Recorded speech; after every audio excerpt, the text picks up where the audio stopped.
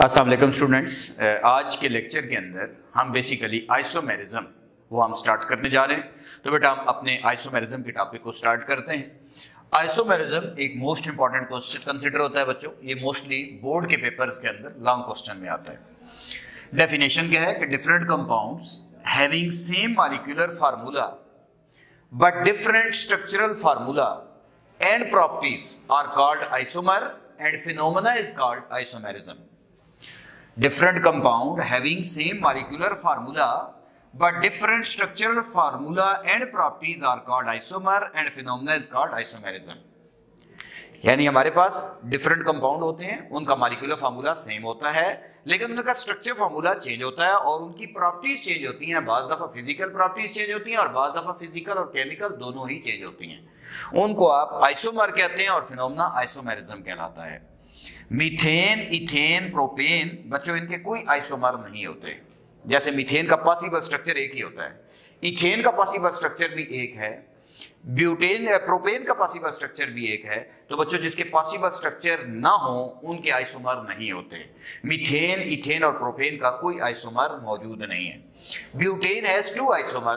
मैं आपके सामने बनाऊंगा कि जो ब्यूटेन है बच्चों इसके 2 आइसोमर बनते हैं, यानी C4H10 के 2 पॉसिबल स्ट्रक्चर होते हैं। पेंटेन हैज 3 आइसोमर, यानी इसके C5H12 के पॉसिबल स्ट्रक्चर 3 बनते हैं।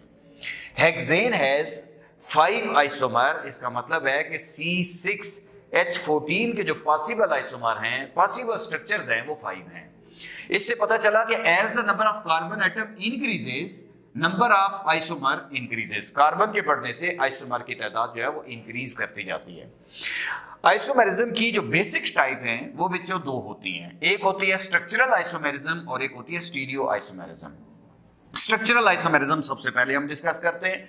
बच्चों इसकी डेफिनेशन वही होती है जो आइसोमेरिज्म की होती है। जैसे different compound having same molecular formula but different structure are called structural isomer and phenomena is called structural isomerism. Different compound having same molecular formula but different structure are called structural isomer and phenomena is called structural isomerism. It is further divided into 5 types। बच्चों इसको मजीद 5 type में divide करते हैं। जैसे हम कहते हैं structural isomerism की पहली टाइप कौन सी है, तो बच्चों इसकी एक टाइप हमारे पास होती है, उसे हम कहते हैं चेन आइसोमेरिज्म। Chain isomerism. दूसरी जो टाइप हमारे पास है इसकी वो कहलाती है पोजीशन आइसोमेरिज्म। Position isomerism. और जो तीसरी टाइप हमारे पास है वो हमारे पास इसकी है functional group isomerism. Functional group isomerism. Group isomerism. और इसकी जो टाइप नंबर 4 है वो हमारे पास कहलाती है मेटामेरिज्म। ये स्ट्रक्चरल आइसोमेरिज्म की टाइप है, मेटामेरिज्म। और जो इसकी टाइप नंबर 5 होती है वो हमारे पास है बच्चों टाटोमेरिज्म। टाटोमेरिज्म। तो ये आइसोमेरिज्म की, स्ट्रक्चरल आइसोमेरिज्म की फर्दर 5 टाइप्स हैं। बच्चों हर टाइप को डिफाइन करना और उनके साथ 2-2 एग्जांपल तैयार करना ये एग्जाम के लिए जरूरी होता है। चेन आइसोमेरिज्म पे आते हैं। बच्चों हर एक के नाम से क्लियर है कि हमारे पास इसमें क्या फर्क है। ये स्ट्रक्चरल आइसोमेरिज्म, इसके स्ट्रक्चर में क्या चेंज नजर आता है। डिफरेंट कंपाउंड होंगे जिनका मॉलिक्यूलर फार्मूला तो सेम होगा लेकिन उनमें जो कार्बन चेन है जिसको हम पेरेंट चेन बोलते हैं या लॉन्ग चेन बोलते हैं वो चेंज होगी, वो आपस में चेन आइसोमर कहलाएंगे। डेफिनेशन लिखना चाहें तो हम लिख सकते हैं different compound having same molecular formula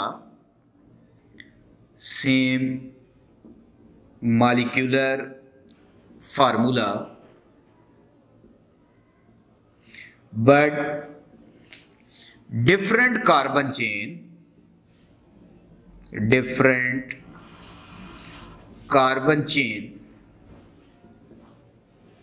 are called chain isomer and phenomena is called chain isomerism. Different compound having same molecular formula but different carbon chain are called chain isomer and phenomena is called chain isomerism. जैसे for example करके बेटा मैं अगर आपके सामने लिख दूं, butane के दो आइसोमर बनते हैं, CH3 CH2 CH2 CH3। बच्चों ये आपके पास फार्मूला बन रहा है C4H10। इसका एक पॉसिबल स्ट्रक्चर ये है, इसलिए आप इसको N ब्यूटेन कह सकते हैं।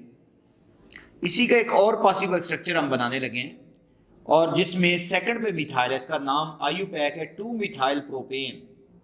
2 मिथाइल प्रोपेन के अलावा लॉन्ग चेन की सेकंड कार्बन पे मिथाइल ब्रांच हो तो आइसो भी कहते हैं, ये आइसोब्यूटेन है।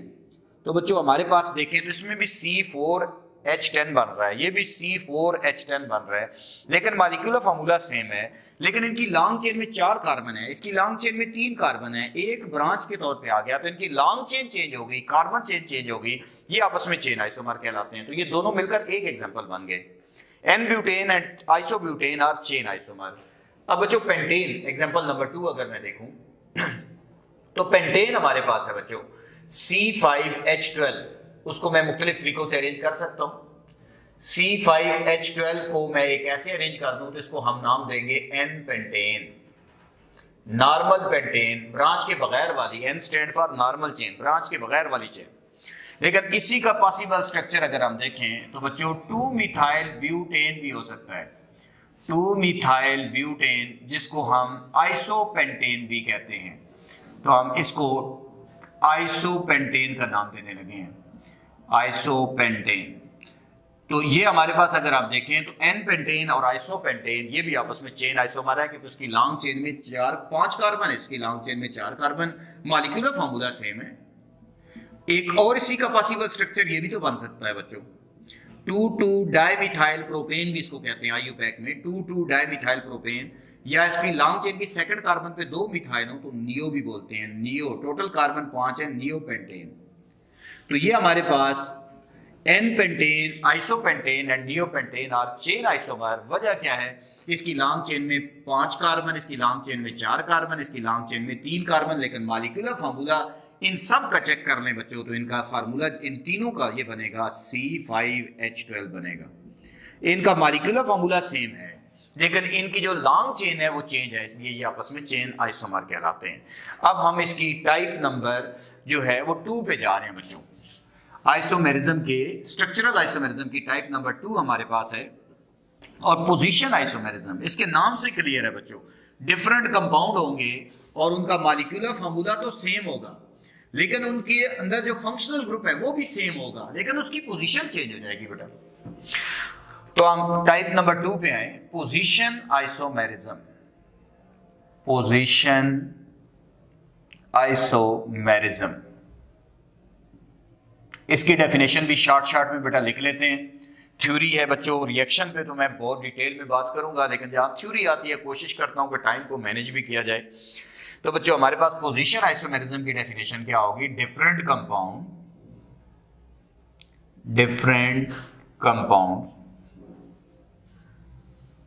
having same molecular formula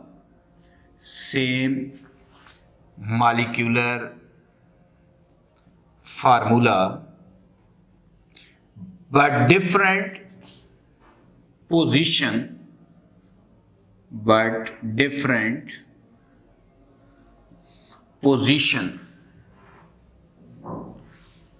of the same functional group,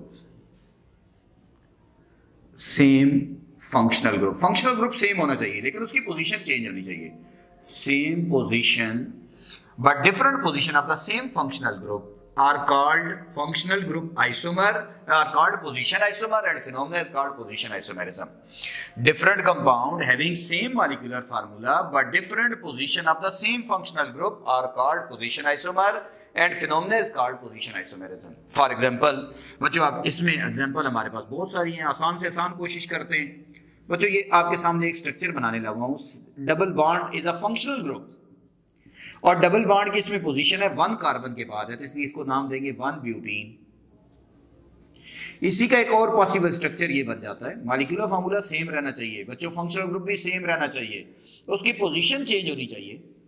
तो ये आपके पास 2 ब्यूटीन है, तो देखिए 1 ब्यूटीन और 2 ब्यूटीन दोनों का मॉलिक्यूलर फार्मूला चेक कर लें, सेम है, कार्बन हाइड्रोजन बराबर हैं, फंक्शनल ग्रुप भी दोनों में डबल बॉन्ड है, सेम है, लेकिन इसमें डबल बॉन्ड 1 के बाद है और इसमें डबल बॉन्ड सेकंड के बाद है, पोजीशन चेंज हो गई, ये आपस में पोजीशन आइसोमर कहलाएंगे और फिनोमेना पोजीशन आइसोमेरिज्म कहलाएगा।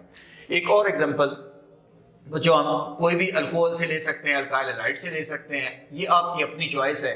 जैसे मैं आपसे कहता हूं बच्चों इसका नाम लिखें, तो आप इसका आईयूपैक नेम लिखेंगे one chloropropane. Halogen is a functional group और ये 1 पोजीशन पे है क्योंकि नंबरिंग हमेशा फंक्शनल ग्रुप वाली साइड से करते हैं। 1-क्लोरोप्रोपेन। अब इसी का एक और पॉसिबल स्ट्रक्चर अगर मैं बनाऊं तो बच्चों इसका पॉसिबल ये स्ट्रक्चर भी होता है कि इसमें फंक्शनल ग्रुप की पोजीशन चेंज हो गई है लेकिन फंक्शनल ग्रुप सेम है। 2-क्लोरोप्रोपेन। 1-क्लोरोप्रोपेन एंड 2-क्लोरोप्रोपेन आर पोजीशन आइसोमर, ये आप में पोजीशन आइसोमर कहलाते हैं। इसी तरीके से मैं कह सकता हूं बच्चों 1-प्रोपानोल एंड 2-प्रोपानोल आर पोजीशन आइसोमर। 1-प्रोपानोल 1 पे OH मौजूद है और 2-प्रोपानोल में 2 पे OH मौजूद है, वो भी आपके पास पोजीशन आइसोमर कहलाते हैं।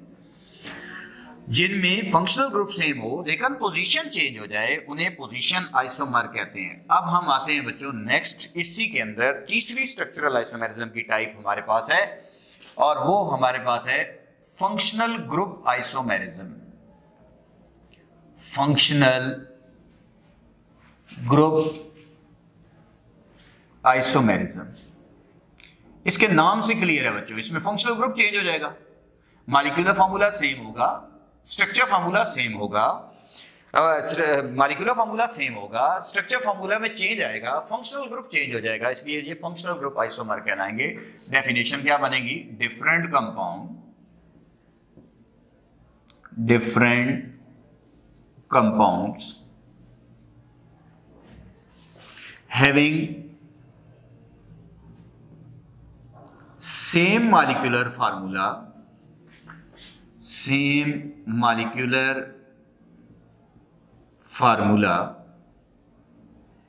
but different functional group, different functional group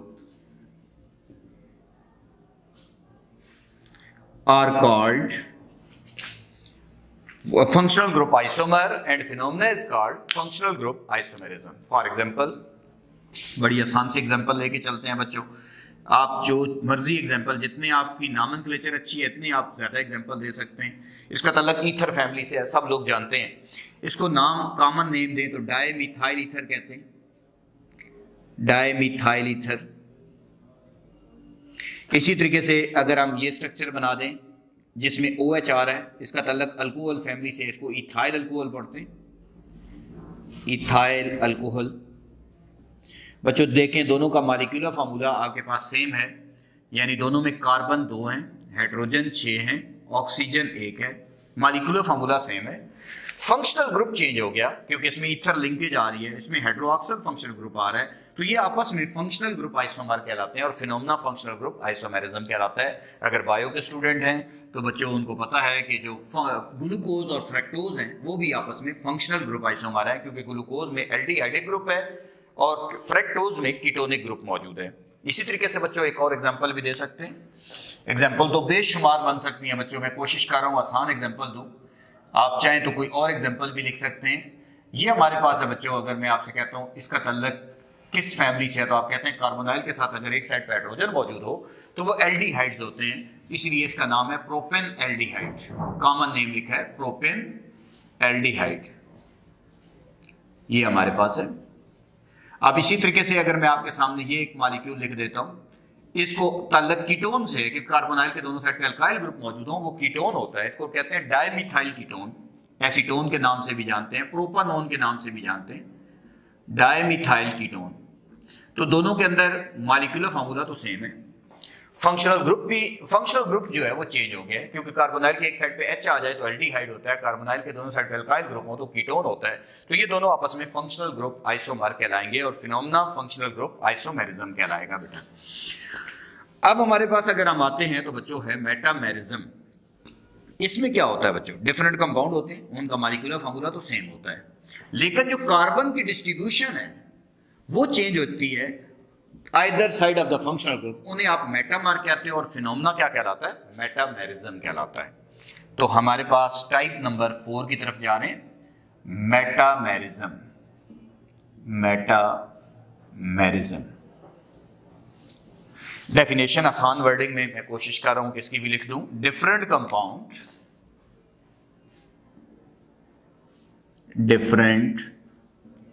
compounds having same molecular formula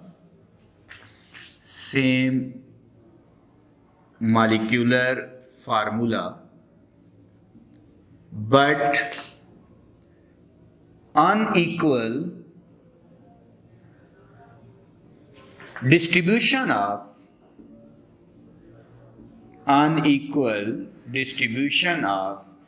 carbon atom on either side of the functional group,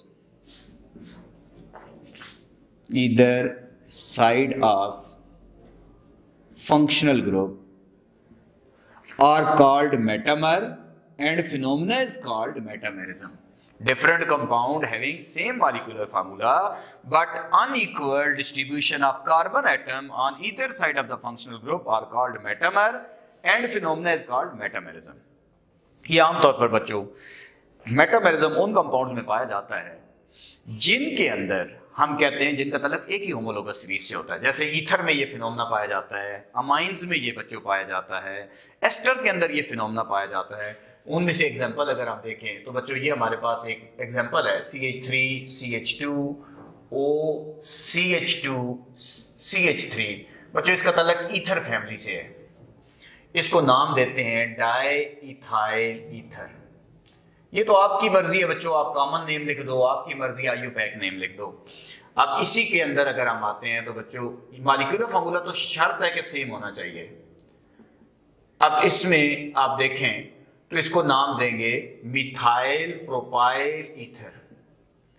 methyl propyl ether.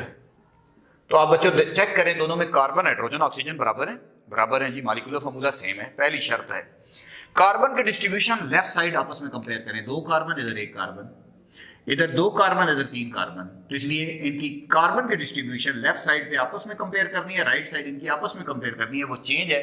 ये आपस में मेटामर कहलाएंगे और फिनोमेना मेटामेरिज्म कहलाएगा। अब इसी तरीके से बच्चों अमाइंस में भी ये फिनोमेना पाया जाता है, CH3 CH2 फिर आ जाएगा NH फिर CH2 CH3, इसको पढ़ते हैं डाई इथाइल अमाइन। इसी तरीके से हमारे पास ये है CH3NH फिर आ जाएगा CH2 CH3, इसको पढ़ते हैं मिथाइल, इसको हम पढ़ेंगे methyl propyl amine. Molecular formula check कर लें, सेम है, फंक्शनल ग्रुप सेम है, लेकिन अल्काइल ग्रुप की कार्बन की डिस्ट्रीब्यूशन चेंज है। लेफ्ट साइड आपस में देख लें, इधर 2 कार्बन इधर 1 कार्बन, उधर 2 कार्बन इधर 3 कार्बन, तो ये दोनों आपस में मेटामर कहलाएंगे और फिनोमेना मेटामेरिज्म कहलाएगा। अब हम बच्चों इसकी आखिरी टाइप की तरफ जा रहे हैं, लास्ट टाइप को हम डिस्कस करते हैं आज के लेक्चर के लिहाज से। हमारे पास है टाटोमेरिज्म। क्या होता है बेटा, इसको भी हम समझ लेते हैं। तो टाइप नंबर 5 हमारे पास है टाटोमेरिज्म। बच्चों इसकी डेफिनेशन ये है कि हमारे पास इस टाइप ऑफ आइसोमेरिज्म में एक आइसोमर दूसरे आइसोमर में कन्वर्ट होता है, हाइड्रोजन आयन के माइग्रेट करने की वजह से, ट्रांसफर होने की वजह से दोनों आपस में टाटोमर कहलाते हैं और फिनोमेना टाटोमेरिज्म कहलाता है। Type of isomerism, type of isomerism in which one isomer is converted into